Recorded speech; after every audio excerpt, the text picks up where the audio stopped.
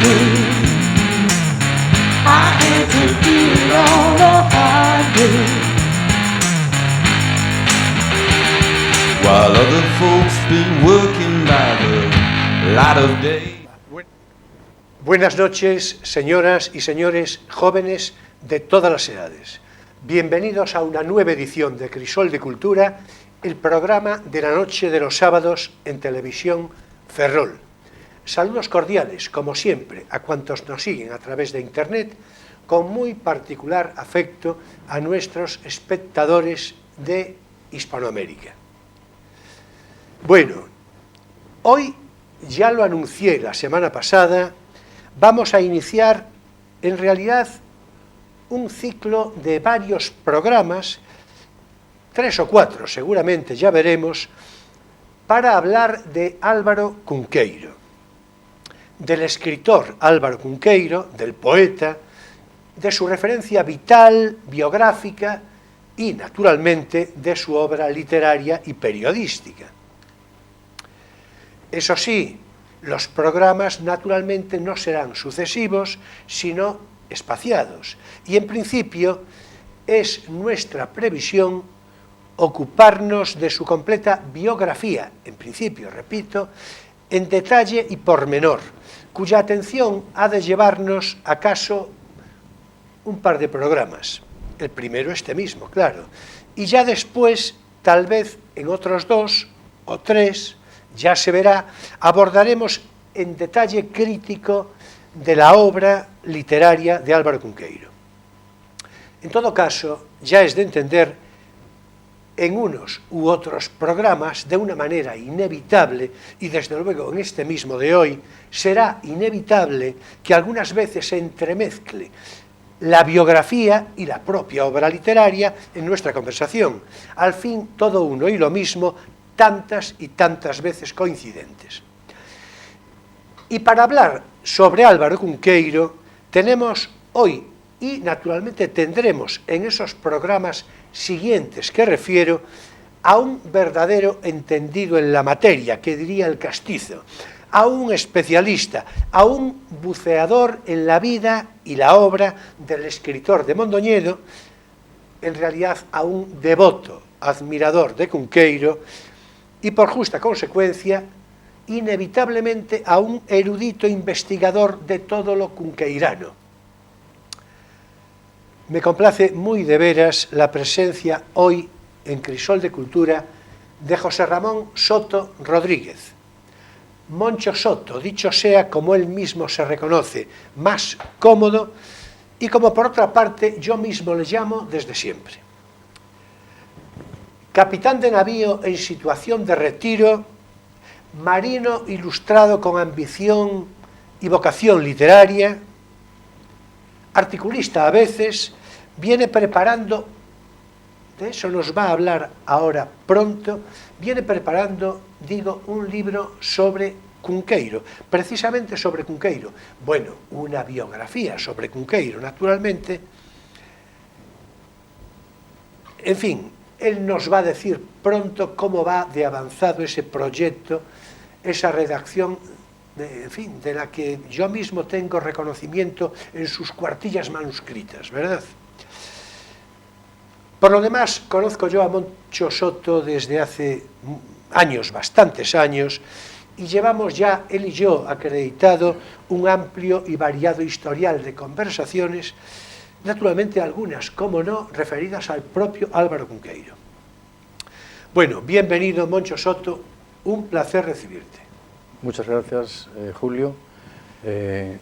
Encantadísimo de estar aquí, sobre todo para hablar sobre Álvaro Cunqueiro, que, como has dicho antes, pues soy devoto y pretendo que alguien, un par de ferrolanos, o 3 o 4, después de los programas que le vayamos a dedicar, cambien sus lecturas por las de Cunqueiro.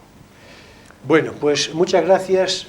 Queda expreso ya el deseo, al que naturalmente yo mismo me sumo, y del todo seguro que también Emilio, al que voy a saludar seguidamente. En fin, buenas noches, Emilio. Hola, buenas noches. Ya me consta que a ti te encanta la perspectiva de la conversación para hoy, ya me lo dijiste, ya lo dijimos. Y todavía más la de los programas que le dediquemos a la obra, claro. Claro, claro, naturalmente. Pero bueno, la biografía de Cunqueiro es particularmente apasionante también por múltiples detalles que se van a desgranar más o menos en este programa de hoy, ¿no? Bueno, y en el siguiente próximo, que me temo yo que ya se va a entroncar con el año que viene, pero eso es otra historia. Bueno, vamos a ver, Moncho, antes de nada, lo que decía hace un rato, cuéntanos en breve comentario cómo va ese libro que preparas sobre Cunqueiro, cuál es su esencia, su intención y, en su caso, su originalidad. Pues en lo que a mí respecta, el libro está listo. Y falta lo más importante, que es pasarlo al ordenador y editarlo. Ahora mismo está en Madrid, en posesión de mi hijo el mayor, que está tratando de pasarme los 100 folios manuscritos que tengo al ordenador, y a partir de ahí ya, como sabes tú, porque hemos hablado de este tema con otras personas, buscar la manera de editarlo. Mi pretensión, salvo que alguien me convenza de lo contrario, es que sea una edición novenal, porque me da mucha pena ver algún libro en una esquina de una librería, del escaparate de una librería, allí muerto de pena. Es una edición novenal para amigos y familiares y nada más. El libro es una biografía, evidentemente, sacada y si me permites, rápidamente, tengo que sacar a relucir una anécdota de una ferrolana muy conocida, muy popular, que se murió hace un par de años, que cuando decían la cultura de fulanita, pero fulanita, si todo lo que sabe fulanita es porque lo leyó. Pues a mí me pasa lo mismo. Yo todo lo que sé de Cunqueiro es porque lo leí. Y lo que pretende este libro mío, esta biografía, es compaginar, reunir obra y biografía. Es decir, que una persona, como yo presumo de tener todo Cunqueiro, que seguro que no es verdad, algo me faltará siempre, pues ahí está su obra, su biografía y su obra. Y el que quiera ir a un libro determinado, nada más que tiene que verlo allí, la edición y todo eso. Bueno, perfecto. Yo creo que ya, en fin, ya fue todo seguido y yo creo que nos desgranó Moncho Soto muy a propósito cuál es su proyecto desde una consideración de principio curiosísima, cuando dijo que lo importante era pasarlo al ordenador. Es decir, es evidente que eso es una manifestación estoica de la humildad Bueno, y también que ya lo tiene acabado. Sí, bueno, yo tengo que decir que ya sabía que lo había terminado, pero en fin, es que hay un cierto protocolo de la conversación que naturalmente me impide decir, es que yo ya sabía que estaba terminado el libro. En cuanto a la edición venal o no venal, es evidente de que no le convencí el último día de que tendría que ser, pero eso ya son cosas de él, ¿no?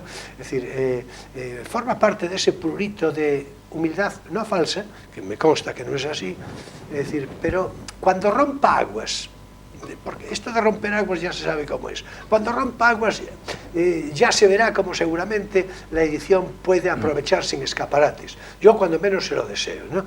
Bueno, en todo caso, bien, como ya dijiste, en fin, casi todo en el comienzo, vamos a entrarle ya a la conversación sobre Cunqueiro, naturalmente, pero, a ver, tengo una pregunta, en realidad un par de ellas, una toda en su conjunto. Naturalmente yo sé por qué tú estás aquí, podríamos decir la obviedad de porque lo invité, claro, naturalmente, pero ¿por qué te invité y por qué estás aquí?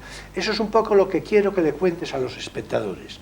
Es decir, ¿por qué estás convocado hoy y en las próximas oportunidades, en la medida en que naturalmente tú lo decidas, para hablar de Cunqueiro?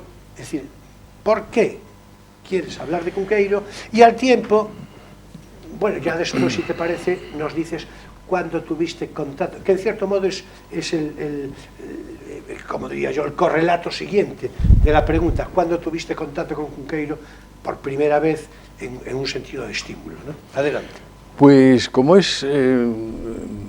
lo vamos a hacer cronológico, tengo que empezar por cuando entré en contacto con Cunqueiro. Yo entré en contacto con Cunqueiro sin saberlo, valga la paradoja.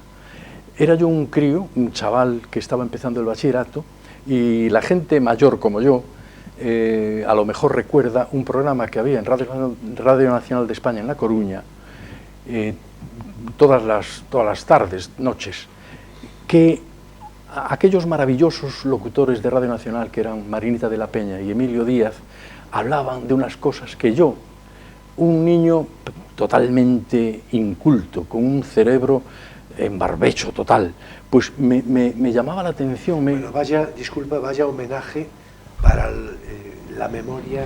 Pues sí, siempre... De ellos dos, de Marinita Peña y de Emilio Díaz, que en efecto yo no lo seguí seguramente con la misma asiduidad que tú, porque, en fin, tengo unas decenas de años menos que tú, ¿o no? No, bueno, es una broma, pero en todo caso sí lo recuerdo naturalmente, como no, como locutores, en fin, de un fuste extraordinario, bueno, y así otros, ¿no? Pues digo yo que me sorprendo a mí mismo, que ahora me dé cuenta de que aquello me entusiasmaba, que yo no tenía ni idea de quién era Shakespeare, de quién era Vivaldi, de quién era Cunqueiro, y todo eso lo decía Cunqueiro, claro. Y bueno, al principio del bachillerato había un programa que cada día tiene su historia, y al final del bachillerato, en los años 60, El mundo y sus ventanas. Luego estuve viviendo un año en Vigo, coincidí en la ciudad con Cunqueiro, pero no tuve la osadía, ni el valor, ni tal, de ir a verlo al Faro. Tenía en el Envés del periódico, la sección El Envés, en la última página, que era una delicia cortita, pero... Y luego en los años 70, hubo unos cuantos que leíamos la maravillosa revista Destino, la barcelonesa revista Destino, que tengo en casa, ya te lo dije, varios ejemplares que son dignos cualquier día próximo la hacemos pasear por aquí. Merece la pena verlo. Sí. Bueno, pues esa fue mi... Y ya claro, cuando lees a Cunqueiro, y si eres sensible, claro, decía no sé quién, no recuerdo quién decía, que para el lector de Cunqueiro tiene que ser también un poco soñador. Porque claro, si tú lees una novela de Cunqueiro en el que va una hueste de cadáveres en una carroza y tal, y cada uno cuenta su historia, pues habrá gente que, pero qué chorrada, pero ¿esto qué significa tal? Eso es una delicia pura, porque te pones en el... Bueno, ¿por qué hablamos de Cunqueiro? ¿Por qué me encanta estar aquí en este momento? Porque hace 4 o 5 años me fui a una sociedad, la sociedad más antigua de Ferrol, a hacer una cala en la biblioteca, a ver cuánto Cunqueiro había, y me encontré con la sorpresa de que la cifra llegaba a 0 ejemplares. Repito, 0 ejemplares. Y dije yo, bueno, esto no puede ser. Y yo creo que a Cunqueiro no se le lee, o no se le leyó, por ignorancia. En Ferrol, unos por ignorancia, por desconocimiento, quiero decir, del autor, y otros por prejuicios. Y en eso del prejuicio que estamos en Ferrol, quiero decir también una frase de Landeira Irago, que fue compañero suyo en el Faro, que decía que la obra de Cunqueiro es gloriosamente bilingüe, pero abrumadoramente gestada y editada en castellano. Es decir, que la gente que tenga dificultades con el gallego, que no se preocupe, porque el porcentaje de obra castellano-gallego es 90-10, aproximadamente, y además está traducido, lo poco de gallego está traducido. Eso te iba a decir, Martín y Familia, por ejemplo. As crónicas dos Ochantre, Martín y Familia, Si o vello sin paz volvese a sillas, todo eso está traducido al castellano, es decir, que no hay ninguna disculpa. Y que se dejen de Coellos, Browns, suecos, todo eso, que tenemos aquí al lado uno, que no fue premio Nobel porque los suecos son así, tampoco lo fue Borges, ¿qué vamos a decir? No los contaminaron con eso. Cierto. Y bueno, eso. Agrega lo que te parezca, porque ya... Y que la lectura de... Esto también es peligroso porque estamos muy mayores. La lectura de Cunqueiro puede provocar ataques de felicidad. Bueno, esa frase hay que marcarla de una manera particular. No es necesariamente poco saludable. Sí. Bueno, en todo caso, yo voy a apostillar, mira, pues de acuerdo con el espíritu de esa última frase. Hace un momento decías, leerla con una delicia corta, lo de la colaboración, la delicia siempre es corta. Sí. Moncho. Lo delicioso siempre es corto. Le decía antes por a Emilio, definición. que Cunqueiro escribió más de 25.000 artículos. O sea, yo hice los cálculos y salían a 3/4 de artículo cada día, incluidas vacaciones, veranos, inviernos, en fin. Bueno, yo seguramente no lo dije, pero yo soy un rendido admirador de Cunqueiro. Lo que ocurre es que, como yo soy un rendido admirador y Moncho es devoto, pues la devoción ya es otra cosa. Y yo creo que la admiración se suma a Emilio. Sí, a mí también me gusta. Sí. Bueno, voy a hacer un brevísimo comentario sobre Cunqueiro para poner en situación, como diría yo, a los despistados, a los más despistados, a quien no tenga conocimiento de Cunqueiro, que tampoco es obligatorio, y ya le entramos directamente a la conversación, ¿no?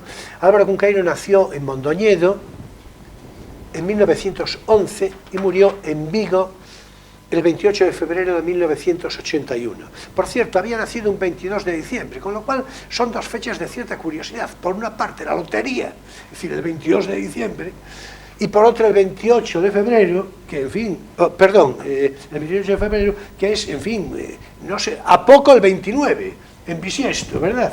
Bueno, en todo caso, fueron sus padres, que es interesante, Pepita Mora Moirón, doña Pepita, y Xoaquín Cunqueiro Montenegro, boticario y alcalde que lo fue después de Mondoñedo en 1923. Seguramente fue uno de los alcaldes de Primo de Rivera, supongo. De la dictadura.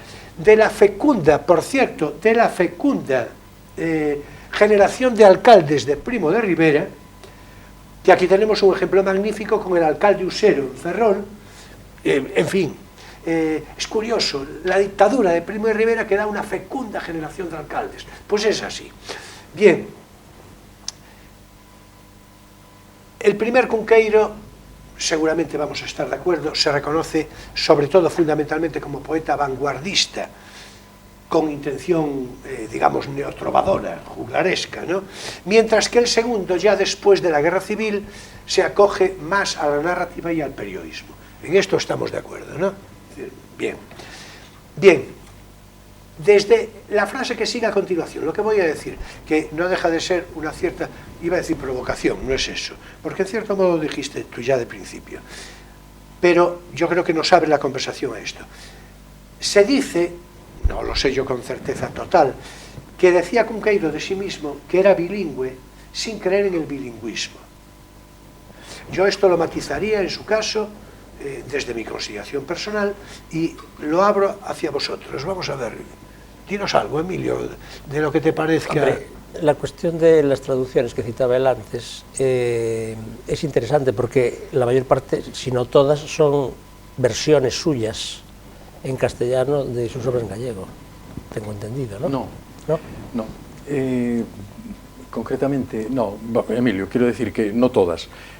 Concretamente es un caso digno de resaltar porque los dos más grandes amigos que tuvo Cunqueiro fueron Alberto Casal, el notario. Espero que digas Fernández del Riego. Y, uno de ellos, por ¿no? supuesto, Claro. y Paco Breogán, Francisco Fernández del Riego. Claro. Bueno, pues Paco del Riego fue el traductor al castellano de As Crónicas do Sochantre. Y a Cunqueiro no le gustó la traducción. Mira qué curioso. O sea que... Bueno, es muy simpático, como, sí, ¿verdad? Como nota. Sí, bueno, Francisco Fernández del Riego, que a mí me pareció siempre literariamente delicioso, también, y además con un tono ensayístico, tal, se explica perfectamente. Además tuvieron amistad bastantes años. Toda la vida. Sí, Mira, sí, pero perdón, amistad por supuesto, pero relación epistolar. Sí, también hay un libro. Relación epistolar. Hay un libro, es que yo hoy no Claro. quiero hablar nada de obra, porque la obra... Bueno, pero decir porque esto, la una obra, vez ya te digo yo que se entremezcla, o que diga, que es inevitable. Julio, la obra de Cunqueiro no da para 2 programas, da para 200. Da Sí, para 200. sí. 200 no vamos a hacer, ya voy avisando. Y entonces, Ahora, te quiero decir que nos estamos apartando de la pregunta tuya, porque tu pregunta Venga, era del sí. bilingüismo, ¿no es así? Sí, Le no, atacaste a ver. a Emilio con el bilingüismo. sí, El sí, bilingüismo sí. de Cunqueiro, como el mío, es natural, es decir, es de nacimiento. Por lo tanto, no Cunqueiro podría decir lo que quisiera, pero Cunqueiro se crió en gallego y en castellano. Sí, lo que ocurre es que yo creo, este es el matiz que yo le daría, el matiz personal que yo le daría, naturalmente debatible, ¿no? Yo digo siempre, seguramente en este mismo programa lo habré dicho algunas veces, y no lo digo ahora. A mí me parece que la lengua, es decir, el ser bilingüe, yo soy bilingüe, no de activo, pero sí, digamos, de una manera natural. Reconozco el gallego, es una lengua muy próxima mía, naturalmente. ¿Cómo no va a ser próxima? Es decir, desde niño la recuerdo. Yo creo que es el bilingüismo natural y espontáneo, lo mejor, lo más adecuado. Como que eres calvo, Julio, como que eres calvo. Igual. En efecto. Sin embargo, yo creo que es lo que quería, la intención de Cunqueiro, de esta frase. Sí. Yo creo que en realidad tenía algo que ver con lo mismo que yo pienso, no lo digo por emulación de verdad. En el fondo, una cosa es ser bilingüe por proximidad, incluso emocional, como es mi caso, y otra cosa, bueno, en nuestro caso estoy seguro, ¿no?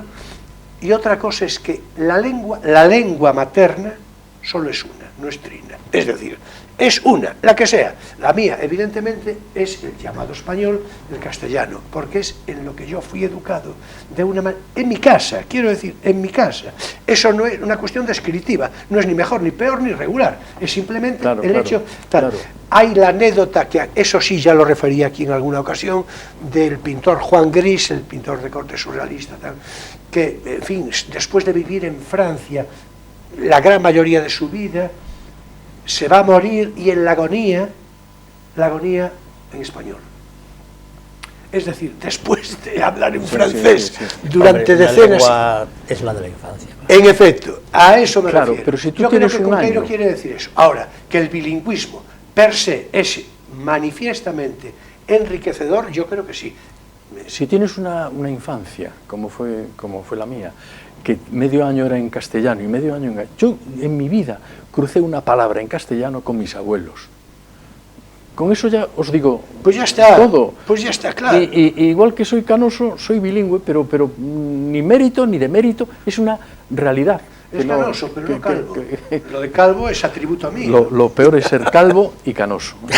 Vaya por Dios. Exactamente. ¿Ves? Ya puso la postilla. Sabía yo que estaba esperando este momento. No, de todas maneras hay que decir que el bilingüismo de Cunqueiro es asimétrico, porque es verdad que la mayor cantidad de su obra está en español, claro, pero la parte más importante está en gallego. La parte, digamos, seguramente más esencial, ¿no? Literariamente hablando. Yo discrepo, Emilio, porque... Mejor, esto es de lo que se trata. Para mí Cunqueiro es el artículo.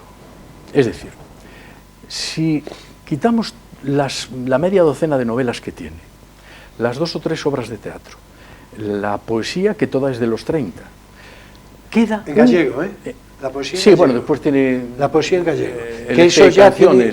Y la novela en gallego. Sí, que rompe la estética con el falangismo. La que presentó al Nadal. Pero lo del Nadal, eso es otra...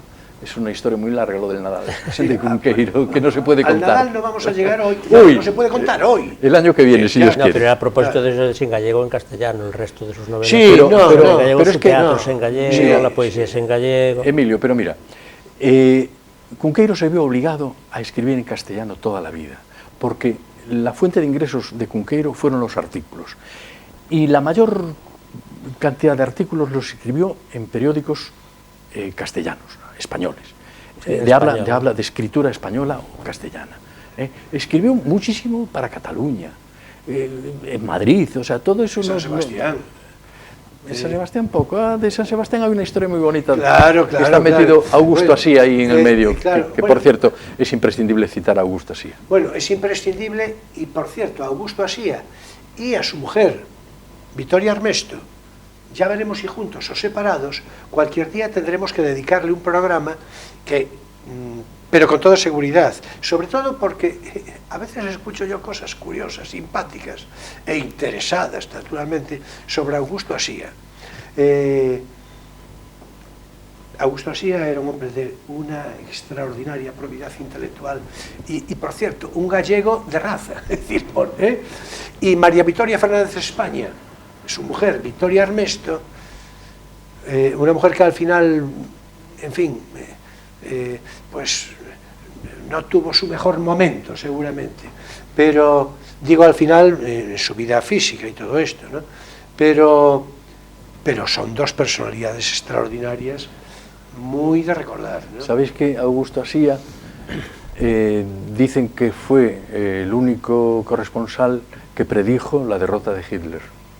Pues seguramente. Yo tengo que decir que Augusto Asía lo leí mucho de niño, de mi primera infancia, porque yo cuando nací ya sabía leer. Es decir, bueno, me parece. Es un don, ¿no? Infuso. Es un don que tiene uno, y entonces nací y me puse a leer Augusto Asía, más o menos, ¿no? Sí. Es decir, entonces, de hecho, se titulaba Crónica de Augusto Asía, se titulaba lo que aparecía en La Voz de Galicia de una manera sumamente relevante. Sí. Bueno, pero hoy nos ocupa Cunqueiro. E hizo una digresión hace un momento, porque claro, la conversación es así, Moncho, ya te lo dije. Pues tú ya te escapaste con las referencias que hiciste, ya nos saltamos un montón de cosas. Yo creo que tenemos que poner un poco de orden en esto. ¿Para eso estás tú? Y empezar, sí, pero yo, en fin, vamos a ver. No, porque, a ver, lo del nacimiento, la genealogía, Mondoñedo, el bachillerato en Lugo, las amistades, y, muy interesante, ya lo voy yo diciendo, después ya lo desarrollará en su caso Moncho, y lo complementará Emilio como le parezca. Una cosa muy interesante, cómo descubre, cómo conoce, cómo entra en trance de conciencia de Galicia en el mapa de Fontán durante el bachillerato. Pero eso nos lo vamos... Así que venga, nacimiento, genealogía, Mondoñedo, Lugo y bachillerato, dinos algo, estupendo. Porque si no esto... Bueno, la fecha de nacimiento la has dicho tú así tajantemente, el día 22, pero... hay serias dudas. Parece ser que fue el 22. O sea, fue una lotería, lo que yo decía, la lotería. No, es una cosa que le pasó a alguno, me incluyo en ese alguno. Resulta que se iba tarde al registro y ya no sé si había una caducidad o algo así, pero cuando llegaron al registro tuvieron que ponerle que había nacido a los 30 minutos, a las 0 horas 30 minutos del día 23, para que los admitiesen. Nació el día 22. Pero yo tengo muchos libros, hay muchos libros que en las solapas ponen 1912 y se quedan tan panchos, falso, pero se quedan tan panchos. Y en un ya de los años 40... Total, para unos días... En un ya de los años 40 dijo Cunqueiro que había nacido el 12 del 12 del 12. Y digo yo, no se puede perder una simetría de ese tipo con una chorrada de la fecha de nacimiento. Así es, y dijo el 12 del 12 del 12. Bueno, y nació, como tú dices, en Mondoñedo, en la muy noble, leal y fiel ciudad de Mondoñedo, en la calle Méndez Núñez, número 1, frente por frente de Fontebella, y ya dijiste quién es San Sumán, la campana Petra, una de las dos, la otra es Paula, de la catedral arrodillada de Mondoñedo, lo saludó. Al cabo de poco tiempo llegó un obispo asturiano y se acabó la tradición de las campanas cuando había un nacimiento. Si hubieras el tiempo, pues habría de las genealogías que se inventaba Cunqueiro, que eran geniales, genealogías propias. Ya sabéis que decía que era primo de pariente, de Benito Vicento y de Valle Inclán. Respecto a eso quiero yo comentar, no ahora, pero en fin, a ver si no me despisto, que quiero comentar una curiosidad, una anécdota que probablemente conozcáis, pero si no, y que tiene algo que ver con eso, y que tiene una cierta enjundia histórica, ¿no? Bueno, adelante, vamos a ver, lo de Lugo, el mapa de Fontán. Lo de Lugo, sí. El año 21, es decir, con 10 años, o fillo do boticario, tenía que hacer el bachillerato y tenía que hacer carrera. Y entonces, doña Pepita cogió el coche de línea y cogió a sus, no sé si tenía 5 ya, niños, los metió en un cesto, como decimos en tal, y se fue para Lugo, dejando a don Joaquín al cargo de la botica porque no podía irse. Hacían esporádicas visitas a Lugo, pero se fueron a Lugo. Cunqueiro ingresó en el colegio, en los maristas de Lugo interno, pero enseguida se pasó al instituto vivieron al final en la Rúa da Raíña, que es una de las, yo que estuve en Lugo 3 años, de las calles más populares de Lugo. Además, bueno, sí. pues allí en Lugo, como lo que decías tú, lo más importante es que un día, por los pasillos, vio allí enmarcado una lámina del mapa de Fontán.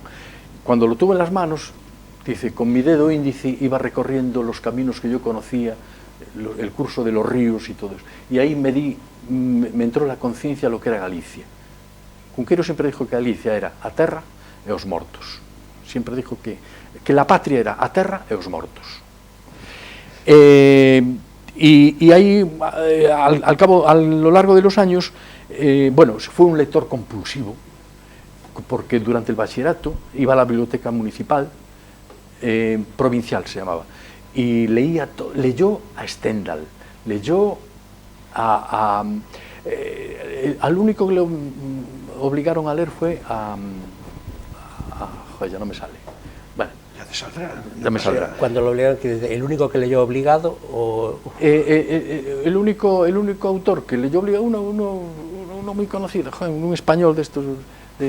bueno, total, pero él leyó a Flaubert, leyó el Quijote y se enamoró de los papeles póstumos del Club Pickwick, como un servidor. Era un hombre de buen gusto, es decir, está claro. Otro libro que provoca ataques de felicidad. Sí, sí. Y a mí me pasó con ese, que lo leí de un tirón, un fin de semana en Sí, Valladolid. además lo comentamos aquí públicamente, ¿verdad? Yo creo que sí. Fue de los pocos libros gordos que he leído de un tirón. Pues.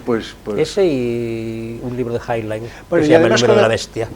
Además con la particularidad que Pickwick en realidad es en Dickens una obra Menor, sí.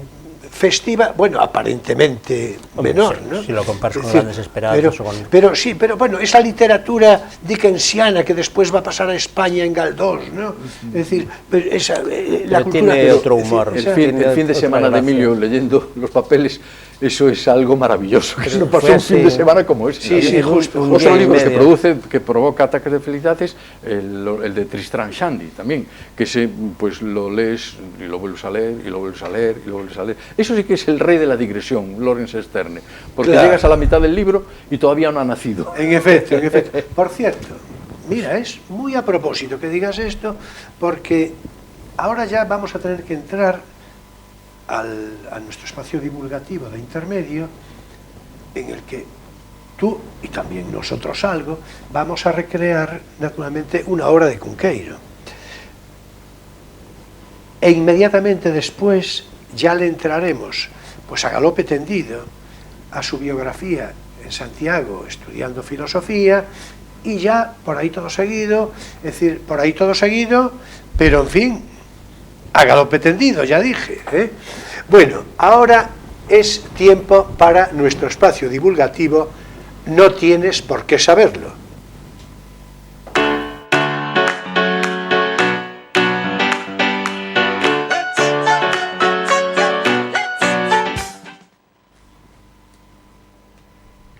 Bueno, vamos a ver, hace un momento hablaba Moncho, hablábamos todos un poco del Cunqueiro periodista. Cunqueiro periodista con miles de artículos firmados, de miles de delicias cortas, por utilizar la propia expresión de Moncho Soto, y en efecto, yo también, de una manera más o menos circunstancial, pude seguir a Álvaro Cunqueiro en el Faro de Vigo de entonces, pero en todo caso su relación periodística ya venía prácticamente desde que se inicia la Guerra Civil, el pueblo gallego, en fin.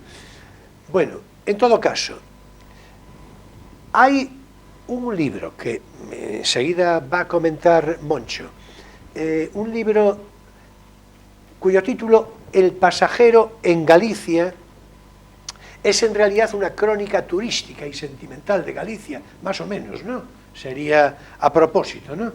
De los pueblos de Galicia, de esos del mapa de Fontán, en artículos escritos precisamente en Faro de Vigo durante la de la década de los años 50, naturalmente del pasado siglo XX. Así que, Vamos a ver, cuéntanos lo de ese libro bueno, que ya vamos recomendando a todos los espectadores. Yo siento, es que estoy aquí en plan, este libro es uno, es decir, ningún padre es capaz de decir a qué hijo le quiere más. Ahí está la devoción por Cunqueiro. Nunca fueron mis padres, ni los tuyos, capaces de decir a quién quieres más, a papá o a mamá. Pues esto pasa. Cogí este porque es del año... ¿Dónde lo pongo? ¿Así? Sí, a ver. Porque es del año... A ver la cámara que le he hecho un zoom ahí. Reúne artículos de los años 50. Bueno, esta edición es de julio del 89. Esta edición, estos libros que son de la colección Tusquets, de la editorial Tusquets, colección Marginales, yo tengo 7, que yo creo que son los que hay, 5 de ellos están seleccionados y ¿cómo decir?, anotados por César Antonio Molina, aquel ministro que cesó o lo echaron porque era un tío súper culto, súper sensible, y digo yo, ¿y qué hacía un tío así de ministro? Pero bueno, eso es otra cuestión. Tú dices lo mismo que yo. Pues otra cuestión.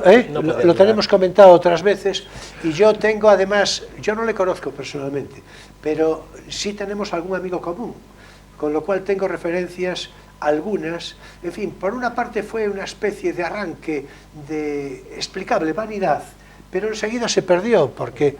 Claro, se dio cuenta de que estaba rodeado. ¿Qué hacía ahí? ¿Qué hacía yo ahí? No, pero ¿de quiénes estaba rodeado? Bueno, total, que César Antonio Molina, tenemos que estarle muy agradecidos, los cunqueiranos, como tenemos que estar agradecidos a 3 personas importantísimas. Luis Pimentel, que fue el que le dijo adelante, y a los 2, Francisco Fernández del Riego, Paco del Riego, y Alberto Casal, que Alberto Casal fue su mecenas material. Bueno, de hecho... le dedica el Merlín. El Merlín está dedicado a Alberto Casal. Y en la notaría de Alberto Casal se escribieron muchas obras de Cunqueiro. Claro. Y Paco del Riego, pues es su alter ego. O sea, es hasta que se murió, una amistad tremenda. Bueno, este libro es de Julio... Y esa relación epistolar que decíamos, sí, interesantísima. Cartas do meu amigo. Sí, yo creo que durante unos 12 o 15 años. Cartas ao meu amigo. Y yo digo, el título debía ser Cartas do meu amigo, porque esas cartas fueron las que recogió Paco, porque si fuera Cunqueiro no había ninguna, porque Cunqueiro era caótico, no tenía nada. Sí. Todas estas las... Entonces le digo, cartas... Bueno. Era caótico y muy variadas... Y en ese epistolario están también las cartas de Fernández del Riego. O sea, están las... No, esos son artículos... No digo aquí, digo en el libro de Cartas ao meu amigo. Cartas ao meu amigo. Eso sí. Sí, están todas las cartas... Que se cruzaron entre ellos. Sí, no estoy seguro. Las de Cunqueiro a Paco, porque él las guardó como oro en paño. Y las pocas de Cunqueiro que hay, porque César, su hijo, también las fue juntando.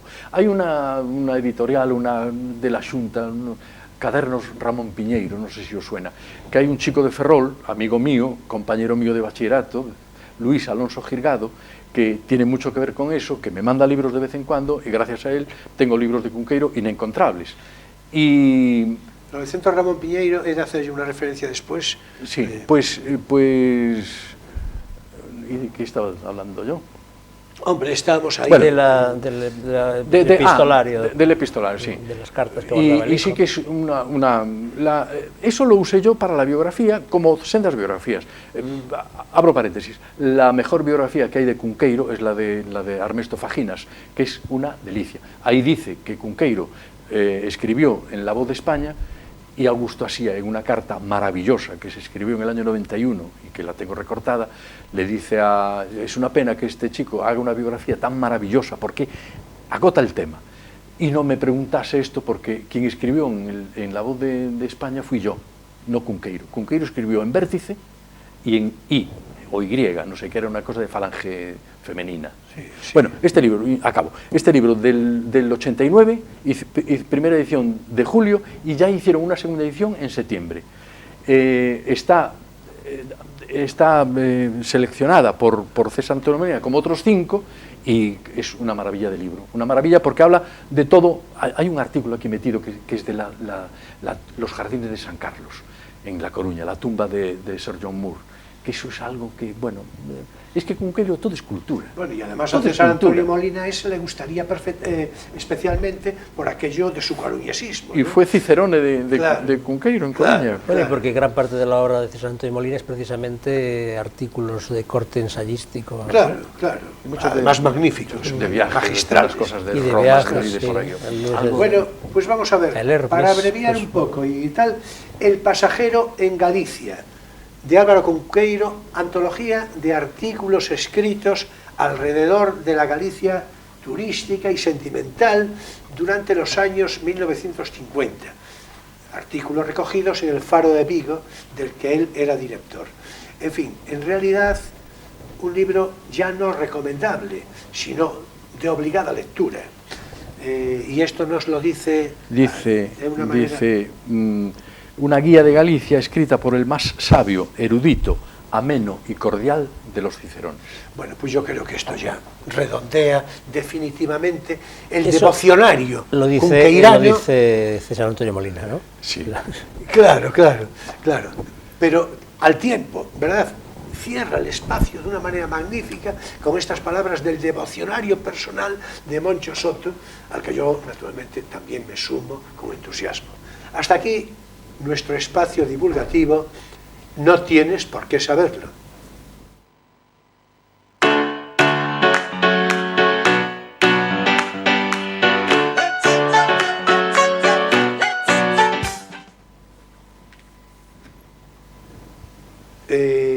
Bueno, Moncho y Emilio, claro. Vamos a ver. Ya tenemos que evitar ir a lo sustancial, tenemos que procurar ir a lo sustancial, a la esencia, Bueno, sin pararnos demasiado, porque en programas sucesivos podemos volver sobre cuestiones de lo que teníamos previsto más o menos para hoy, ¿eh? no hay tiempo, no hay tiempo. Es decir, no. No hay tiempo, nunca hay tiempo. A ver, bueno, vamos a Nunca ver, hay en todo tiempo. caso, Santiago, Universidad. 1927, universidad, carrera frustrada, a ver cómo es eso, venga. Bueno. Pero con Rápidamente. concisión. Rápidamente. Curso 1927-1928. Se matricula en Filosofía y Letras, sección de Historia. ¿Por qué de Historia? Se lo cuenta a Elena Quiroga. Elena Quiroga, sabéis que en el 84 ingresa en la Real Academia Española y con un discurso que se llama Presencia y ausencia de Álvaro Cunqueiro, que más que leerlo, lo sollozó. Y le decía que lo que más le gustaba a Cunqueiro era la historia, por eso sé. Como te dije en alguna ocasión, hablamos el otro día con un amigo común, se llevó en el Macuto 3 libros, Baudelaire, Noriega Varela do Hermo y Manuel Antonio de 4 a 4. En la pensión de enseñanza 11 estaba con Ángel Fole, su amigo del alma para toda la vida, lucense como él, y frecuentaba el café español y el derbi. Lo de estudiar no le llamaba porque él no iba a estudiar a Santiago. Él fue a Santiago a pasear y a leer. De hecho, dice en una ocasión, mi verdadera universidad fueron los libros que me prestó Domingo García Sabel. Le gustaba ir de tascas, pero no para beber, porque siempre confesó que no le gustaba beber solo, era para hablar con la gente.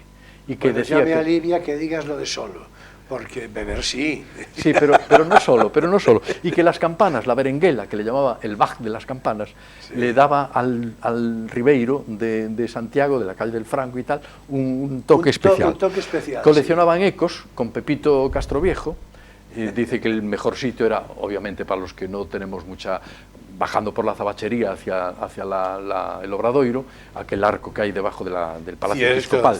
Dice que tocaban palmas para ver el eco y salían palomas de los niños. Dice Cunqueiro, palomas o ángeles, que en Compostela nunca se sabe.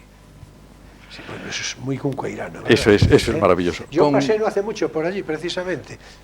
Tampoco es, en fin, tan difícil, ¿verdad? ¿El arco te refieres? Sí, el arco. Sí.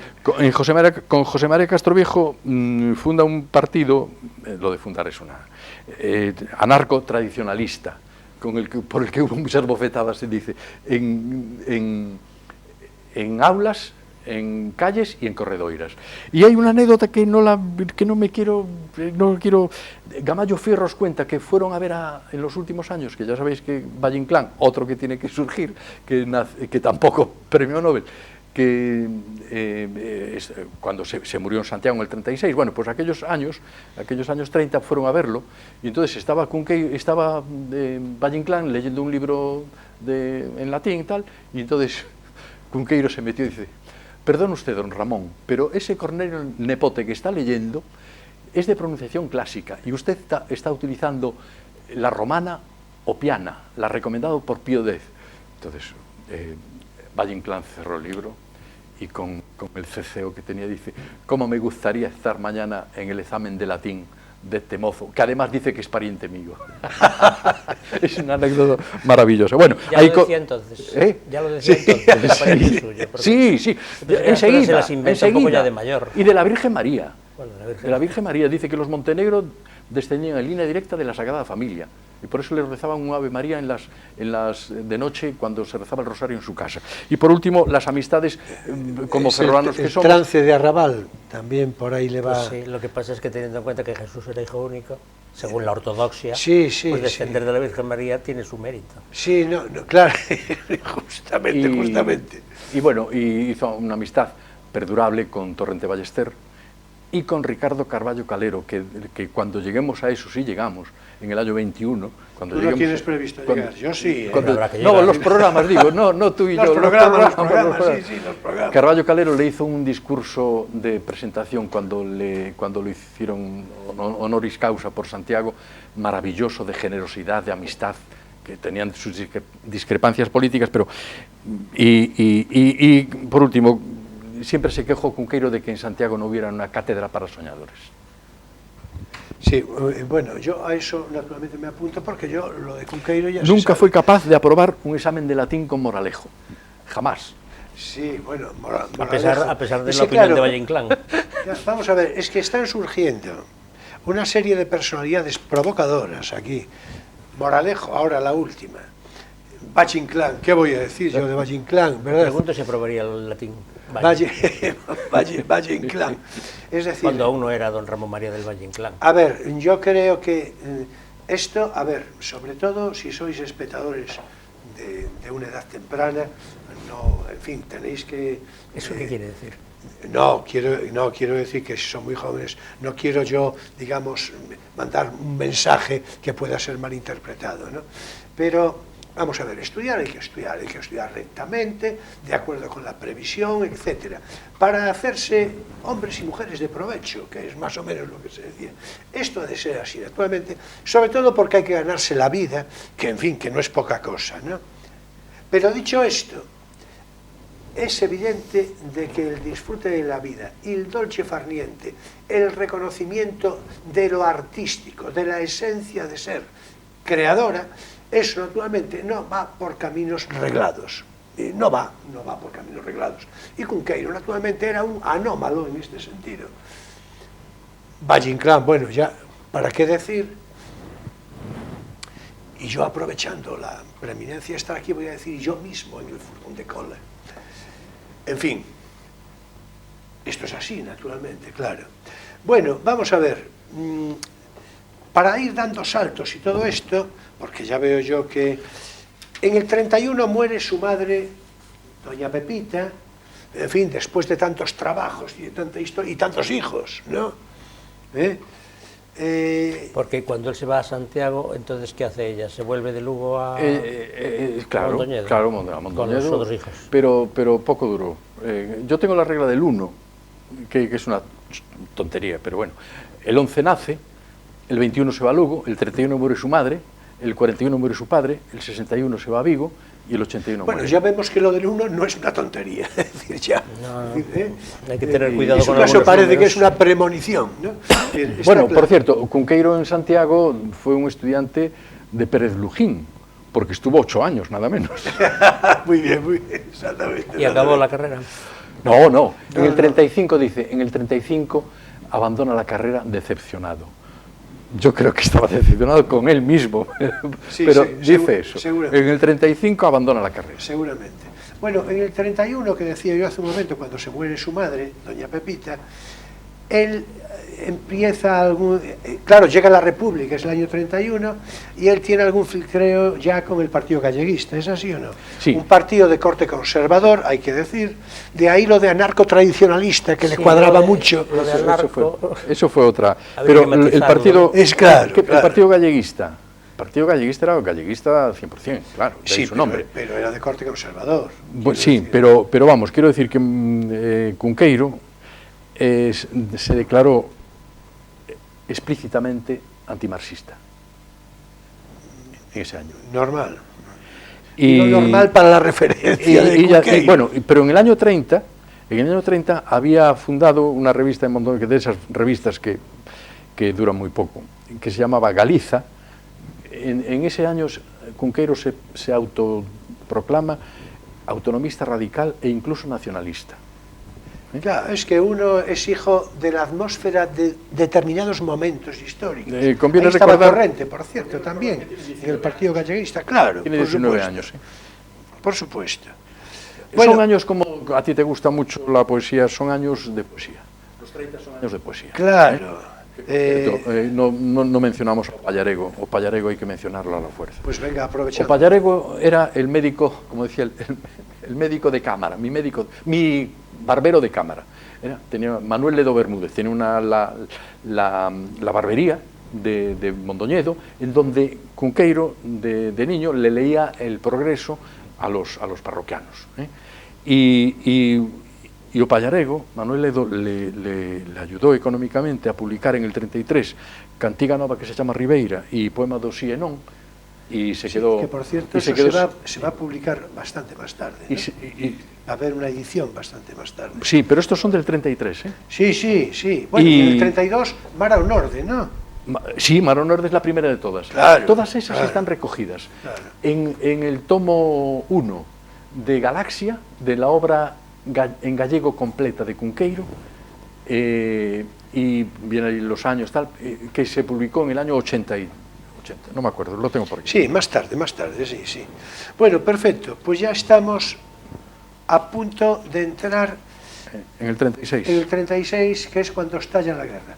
El alzamiento del 36 y Cunqueiro, naturalmente, está en Mondoñedo, pero se va a ir pronto a Ortigueira a hacer colaboraciones, entre otras cosas, en el semanario falangista Era Azul.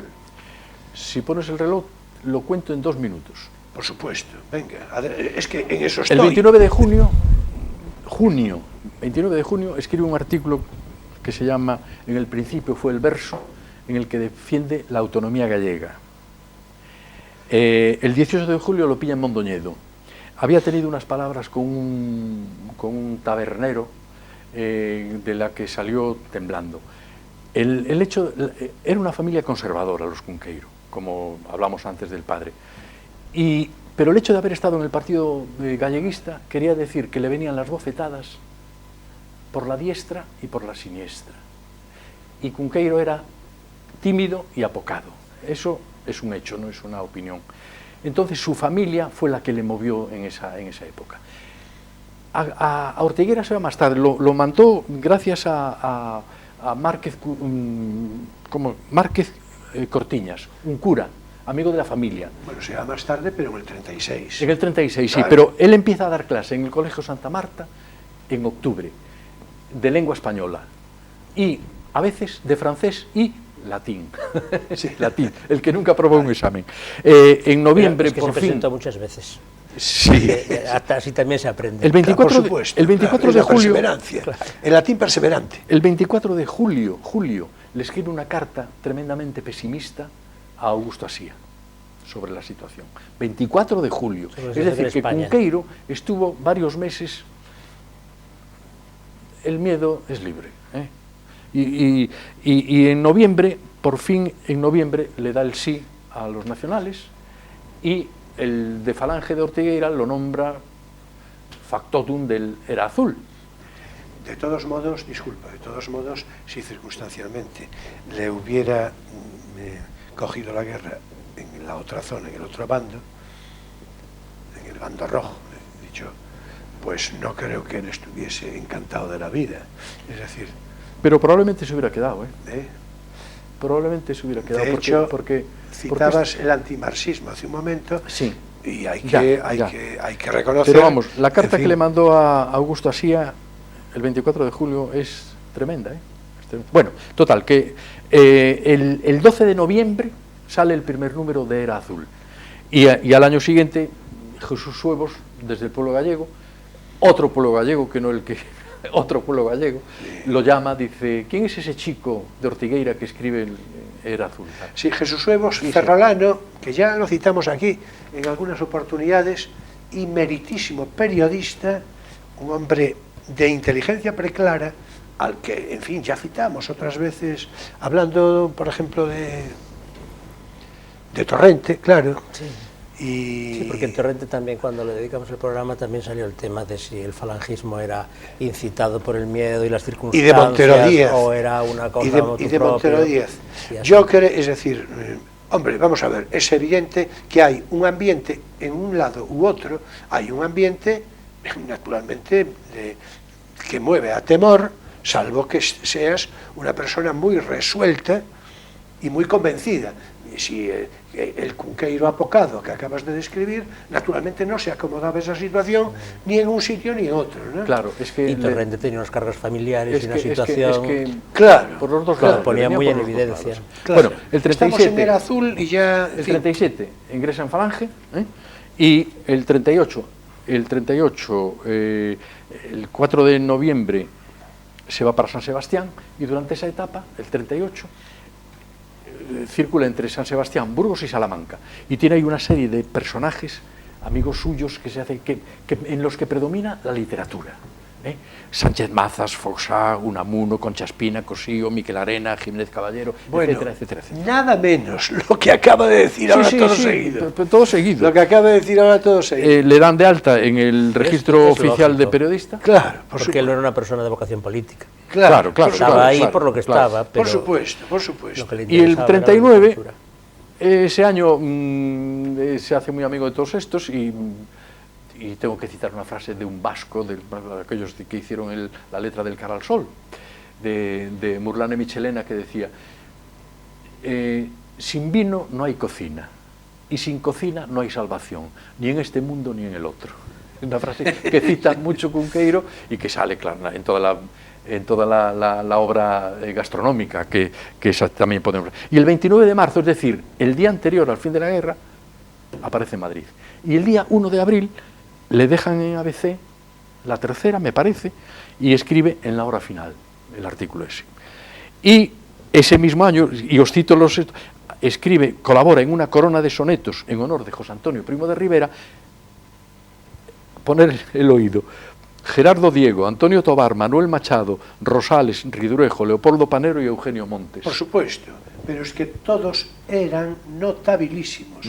Ya quisiéramos tener hoy esa pléyade de poetas, escritores e intelectuales notables. A ver dónde están, que se presenten. Y ese año está la anécdota de Serrano Súñer, tan graciosa, que, como dices tú, se non é vero ben trovato, que preguntó quién sabía alemán, y entonces Cunqueiro dijo que él, le dieron 50, dicen, como la otra, yo solo sé lo que leo, que le dieron 50.000 pesetas y Cunqueiro no apareció. Total, que Serrano Súñer montó en cólera de orden de búsqueda y captura, y lo encontraron en Mondoñedo, que le quedaban unos duros, en un sitio no respetable, y eso le hizo tanta gracia a Serrano que no tomó medidas contra él. Bueno, aparte de que Serrano, es que claro, Serrano es otra personalidad de la que tendríamos que ocuparnos en un programa o dos, desde un punto de vista, digamos, histórico, político, literario también, amigo personal de José Antonio. ¿Cuántos han salido otras veces? Es tremendo, es tremendo. Entonces, bueno, como ya esto se nos va acabando, Moncho, que ya te lo voy diciendo, pues vamos a ver, tenemos que ser brevísimos, porque yo quiero citar esa anécdota a la que me refería hace un rato, que en cierto modo complementa cuanto está ahora mismo comentando Moncho. Vamos a ver, digamos, porque más allá no nos vamos a poder ir, que en 1940 se casa con Elvira González Seco Seoane. Ay, sí, pero tengo que decir una cosa muy graciosa. El 12 de diciembre le escribe a Manuel Halcón, su admirador, que no admirado también, pero admirador de Cunqueiro, Manuel Halcón, y le dice, Manolo, mi pasaporte está en la Dirección General de Seguridad. Si no me mandas el pasaporte, no puedo ir a Portugal. Si no puedo ir a Portugal, no puedo llevar a mi novia a Coimbra. Y si no voy a Coimbra, dicen los portugueses, y si no voy a Coimbra, no le puedo hacer el amor bajo los almendros. Y el día 18 se casan. Qué bonito. Diciembre, qué bonito. Diciembre del 40. Bueno, pues bien, vamos a ver. Otro día lo comentaré con más precisión, pero yo tengo interés particular en que en este programa dedicado a Cunqueiro haya un apunte mínimo de la personalidad de su mujer, Elvira González Seco Seoane, porque merece muchísimo la pena. Hija del abogado César González Seco Romero y de la maestra Josefa Seoane, Elvira, la mujer de Cunqueiro, era una persona equilibrada, culta, lectora intensa y constante, que conocía el italiano, el francés y el inglés, en fin, ya vemos que hay que destacarlo, y que poseía una estimabilísima biblioteca, en particular orientada hacia obras de pensamiento y de ensayo histórico, además de que era muy aficionada a la lectura de novelas policíacas, de la que tenía, en fin, un buen número también. De otra parte, tenía una afición preferente hacia el arte de cocinar, para lo que estaba además especialmente dotada. Y vienen a redondear todo esto una personalidad, estaréis de acuerdo, variada e interesante sumamente. Por cierto, consecuencia de esta afición culinaria, es así que hace años la editorial Galaxia publicó un volumen titulado A Cociña dos Cunqueiro, que no tiene nada de literario, sino de, en fin, de la sustancia de la cocina, en la que se recoge el contenido precisamente de 10 cuadernos de cocina que su madre, Elvira, le legó a su hijo César. Bien, me parecía mencionar esto porque se van a separar más tarde, en el año 47, ¿no? Yo creo que no llegaron a separarse, o sea, bueno, fue una separación... Se va a romper el matrimonio, sí, por lo menos... Vivían separados y no fue ni a Vigo ni... En efecto, se va a romper el matrimonio. Bueno, pues se habrá roto por lo que sea, porque los matrimonios, ya se sabe, esto es, en fin. Pero Cunqueiro es quien estamos honrando en la memoria, y ella también tenía su aquel que no era precisamente don nadie, ¿no? Es decir, porque esto es importante, ¿no? Bueno, pues vamos a ver.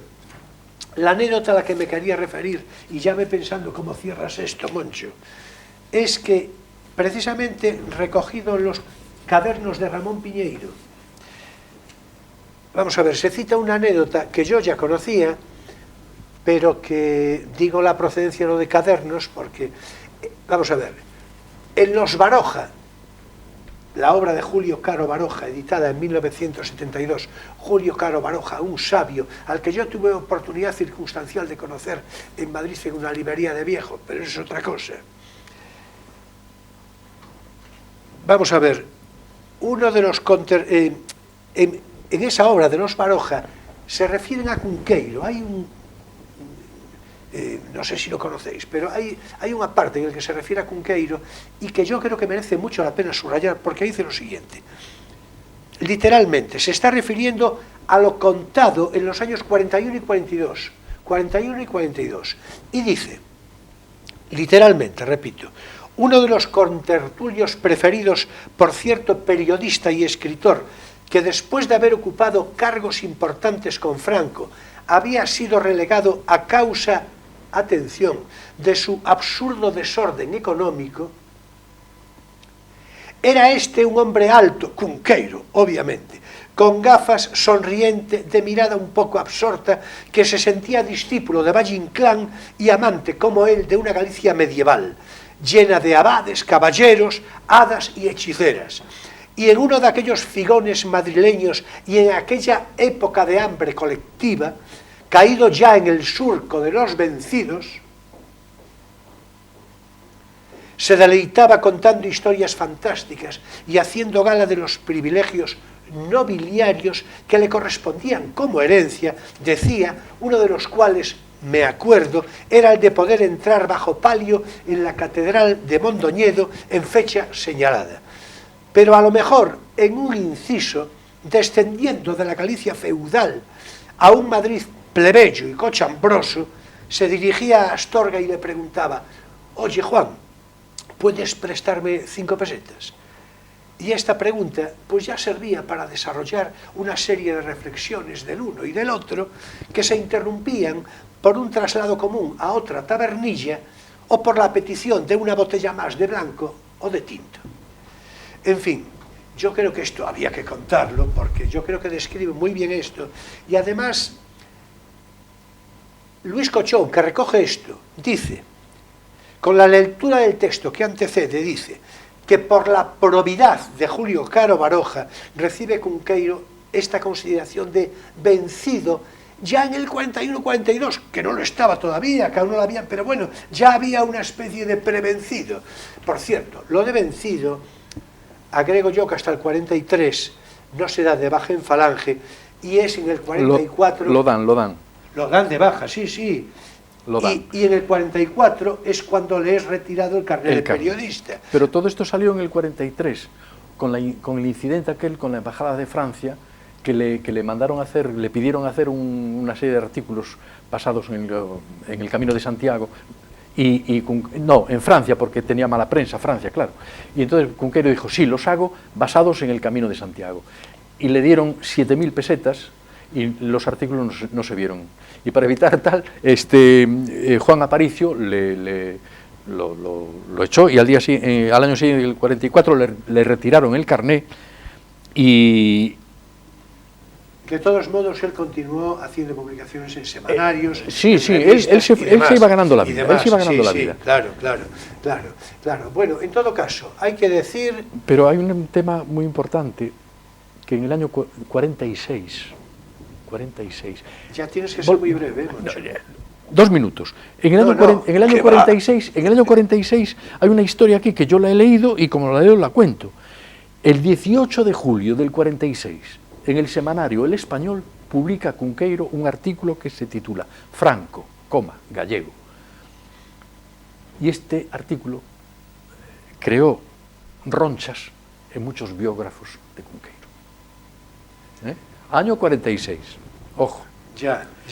Y llegamos al 47, que es donde acaba el programa, diciendo que fracasado y deprimido se vuelve a Mondoñedo, en el más absoluto ostracismo, con una profunda depresión, y no nos íbamos a ir del programa sin mencionar al obispo, y que pone en práctica a la fuerza el libro de su obispo, Fray Antonio de Guevara, Menosprecio de corte y alabanza de aldea.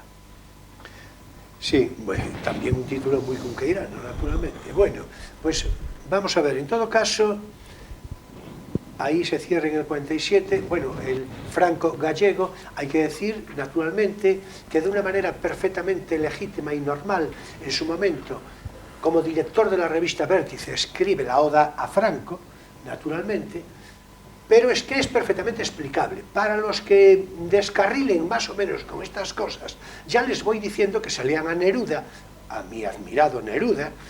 Por otra parte. Por otra parte, claro, para que se lean la oda a Stalin y la oda a Lenin, y así ya nos vamos poniendo de acuerdo. Porque aquí odas escriben todos. Ya se sabe, unos porque dicen que tienen miedo, y ya se verá lo que tienen, otros porque... Bueno, en fin, lo dicho.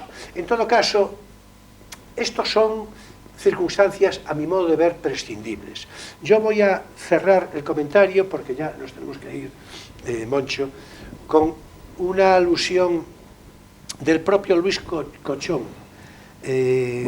Buena prosa. Claro, en el que en 1001 Cunqueiros relata la siguiente deliciosa anécdota, que no es de Cunqueiro directamente, pero en fin, está en el Ateneo de Pontevedra. Filgueira Valverde presenta a Julio Caro Baroja con un discurso medido exacto, son palabras de Luis Cochón, brillante y hasta solemne. Bueno, es que Filgueira Valverde hay que ver, ¿no? Caro Baroja, que era un sabio, pero que no estaba acostumbrado al foro como orador de tribuna, al escuchar las palabras de bienvenida que le dedica Filgueira Valverde, mira para él y le dice, dirigiéndose al auditorio también, o sea, Filgueira Valverde, erudito polígrafo, de un altísimo prestigio intelectual, y entonces le dice Julio Caro Baroja, después de escucharlo, casi sonrojado, me dice, esta ocasión me recuerda a aquel escritor que le pidió a mi tío Pío un prólogo para una novela suya, diciéndole, don Pío, por favor, un prólogo modesto, corto y mal hecho si puede ser, no vaya a ser que el prólogo pues se me coma el libro. Chafe la novela. En fin, tenía yo creo, miedo de que la presentación se comiera en la efecto. conferencia. Bueno, en fin, Esto no llegó a nada. hasta aquí Siempre pasa. nos dio la cosa. Ahora es tiempo para nuestro espacio lírico, Poesía eres tú.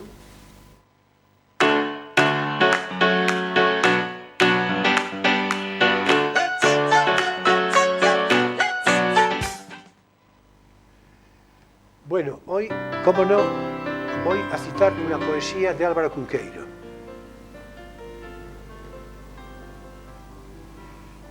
Posiblemente esté sonando la música de No niño. No niño. No Niño, Novo do Vento, que ya leí aquí, ya lo recité hace algún tiempo, ¿no? Algunas semanas. Está de fondo, se puede reconocer la música, lo recitamos aquí pues hace 3 o 4 meses o 5. O sea, no niño novo do vento, hai unha pomba dourada, meu amigo, quen poidera namorala. Bueno, pues, por cierto, con una evocación incuestionable de carácter medieval, pensando pues en Martín Codas o en nuestro esquío, digo nuestro por lo más próximo, aquello de a las aves, meu amigo, de esquío, ¿verdad? O sea, tiene hasta esa resonancia, ¿no? Bueno, pues vamos a ver, hoy voy a leer un poema, Os 4 chefes da casa de Gíngiz, los 4 jefes de la casa de Gíngiz, y voy a dar lectura precisamente a las respectivas versiones en gallego y en español, al original en lengua gallega y a su traducción en español, naturalmente atendiendo a cuantos espectadores puedan seguirnos sin conocimiento exacto bastante de la lengua gallega. Por otra parte, hay que decir, como ya quedó manifiestamente explicado en esta conversación, que la tarea periodística de Cunqueiro fue escrita con naturalidad, con toda naturalidad, siempre en español, bueno, mayoritariamente, y con la misma idéntica naturalidad escribió a sí mismo en gallego. Pues bien, vamos con esas respectivas versiones del poema que cito. Un poema que por otra parte elegí del todo a propósito porque entiendo que es síntesis ejemplar del Cunqueiro lírico y épico del poeta fabulador y juglaresco. Os 4 chefes da casa de Gíngiz dice así: onde o vento vai o primeiro, fillo escolleito e raudo do cabalo, a pousa príncipe no chan a testa e coróate coas areas do deserto. E ti, o segundo chefe, ergue a tenda, con telas tecidas con fíos de medo. A noite queixase no teu frágil sono, como ao falcón de El Rei na luva moura.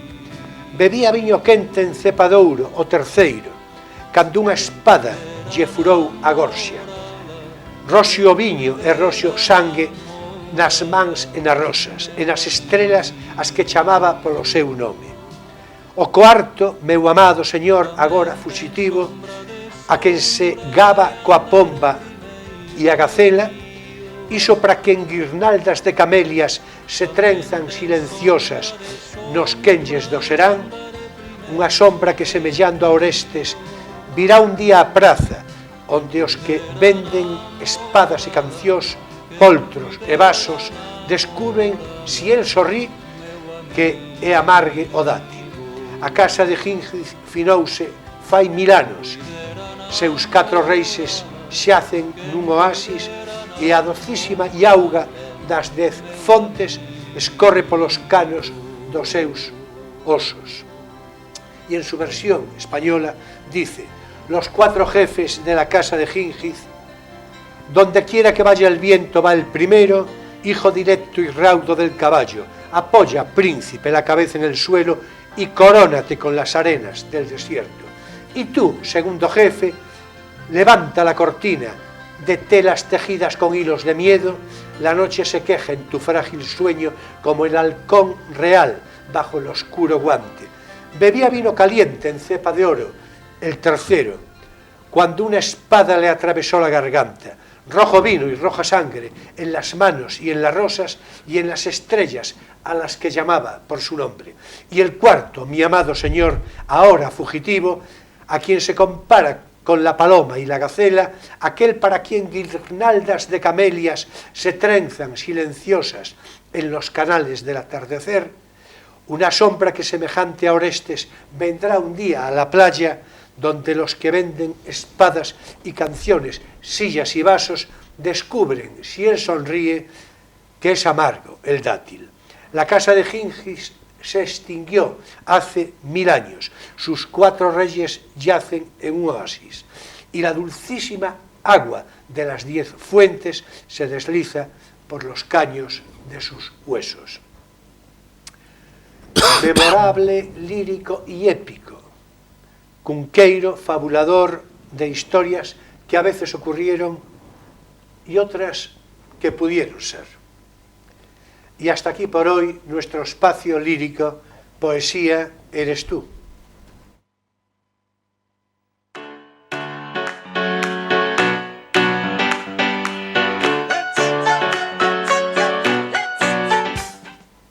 Y hasta aquí por hoy nuestro espacio lírico, Poesía eres tú. Ya lo dije hace un momento, pero también aquí finaliza, en este momento, Crisol de Cultura, en este sábado 16 de noviembre de 2019.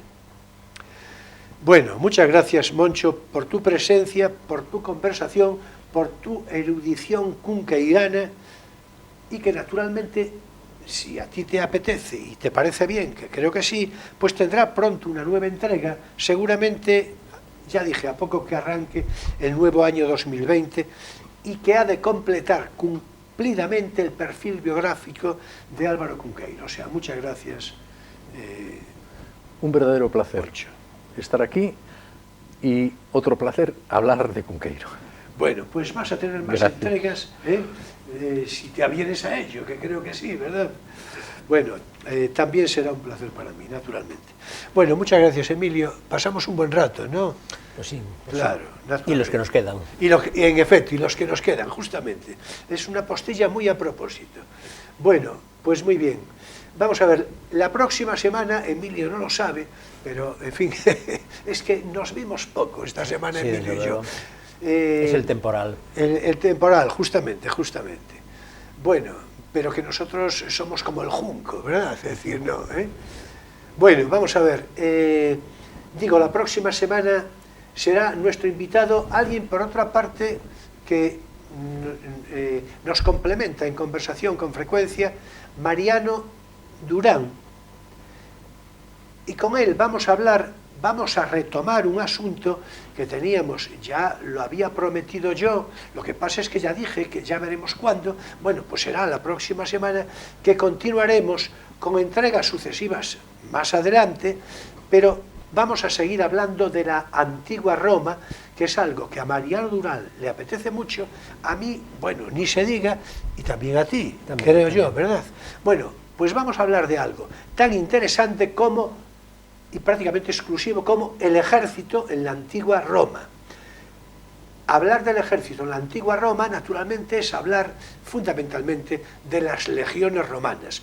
Ya veis que esto es un asunto particularmente interesante, y luego, por otra parte, a ver si no me olvido, porque ya lo prometí la semana pasada, como aprovechando que Mariano Durán es químico, le voy a decir que haga una mención de memoria a Margarita Salas, recientemente fallecida, y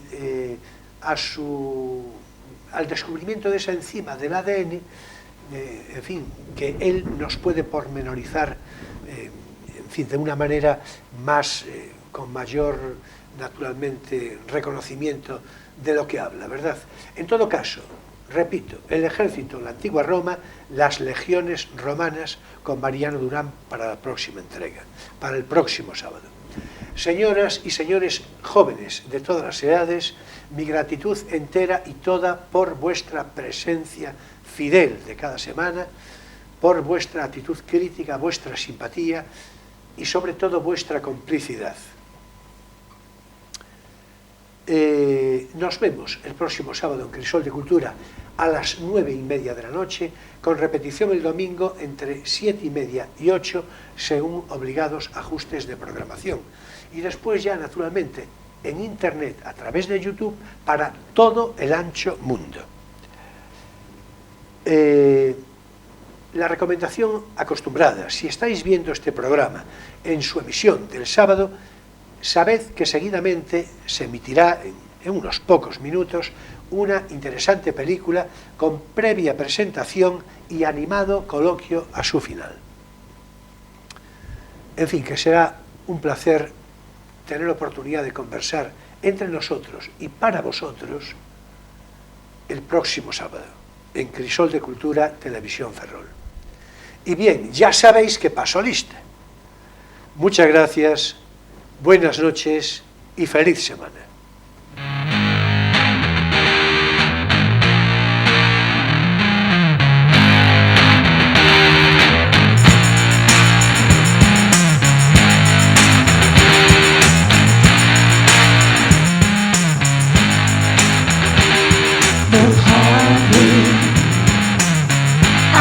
To do it all the hard way,